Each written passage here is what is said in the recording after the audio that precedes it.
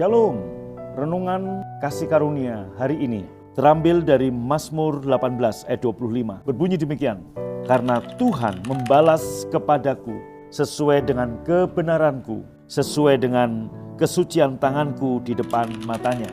Judul renungan pagi ini, hiduplah dalam kebenaran Allah Bapa. Firman Tuhan berkata, Tuhan membalas kepada kita sesuai dengan kebenaran yang kita percayai. Sekali lagi, sesuai dengan kebenaran yang kita percayai. Pertanyaannya, kebenaran apa yang saudara percayai? Ada 3 kebenaran. Yang pertama, kebenaran diri sendiri. Yang kedua, kebenaran menurut orang lain. Dan yang ketiga adalah kebenaran menurut firman Allah. Saya kasih contoh, kebenaran menurut diri sendiri maupun orang lain. Karena kebenaran yang kita bangun kadang-kadang itu adalah asumsi atau pendapat orang lain.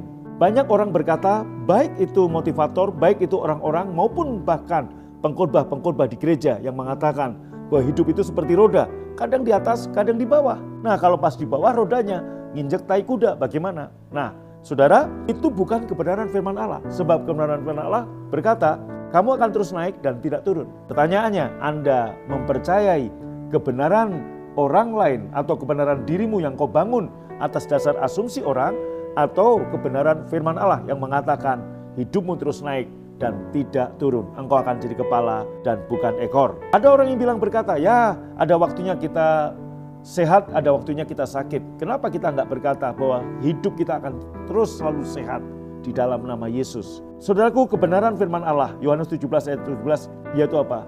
Kuduskanlah mereka dalam kebenaran, firman-Mu adalah kebenaran. Oleh karena itu Bapak Ibu, hiduplah dalam kebenaran firman Allah. Satu contoh lagi, Ishak pernah mengalami masa kelaparan dalam kitab Kejadian. Kemudian saudaraku, seperti orang lain, Ishak mau pergi ke Mesir untuk mencari kehidupan yang lebih baik. Sama seperti kalau hari ini Mesir adalah gambaran negara-negara maju seperti Amerika, seperti Australia, menjadi tujuan bagi orang-orang dari negara yang berkembang untuk mencari penghidupan yang lebih baik. Mereka berpikir, ya seperti Ishak berpikir bahwa di Mesir dia akan mendapat hal yang baik. Tuhan menampakkan diri, menunjukkan pada Ishak, tinggallah di negeri ini. Taburlah apa yang kamu punya. Saudara, padahal negeri itu sedang mengalami paceklik. Tapi Ishak, saudaraku, lebih mempercayai kebenaran Allah. Apa yang dilakukan? Dia tetap tinggal di negeri itu. Dia tidak pergi ke Mesir.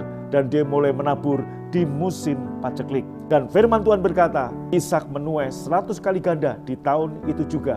Dan kemudian Alkitab mencatat, Ishak makin lama makin kaya, sehingga menjadi sangat kaya. Hari ini, mungkin Anda dalam keadaan seperti Ishak. Di masa after pandemi ini, ekonomi saudara belum pulih. Dan kemudian Anda punya pikiran, mau pergi kemana-kemana sesuai dengan kebenaran yang engkau percayai. Tapi firman Allah berkata, kalau Tuhan tidak suruh kamu pergi ke Australia, ke Amerika, ngapain?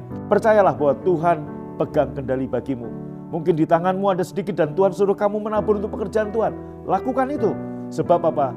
Tuhan akan membalas kepada kita sesuai dengan kebenaran kita. Kebenaran apa yang Anda percayai? Tuhan Yesus memberkati. Selamat beraktivitas. God bless you.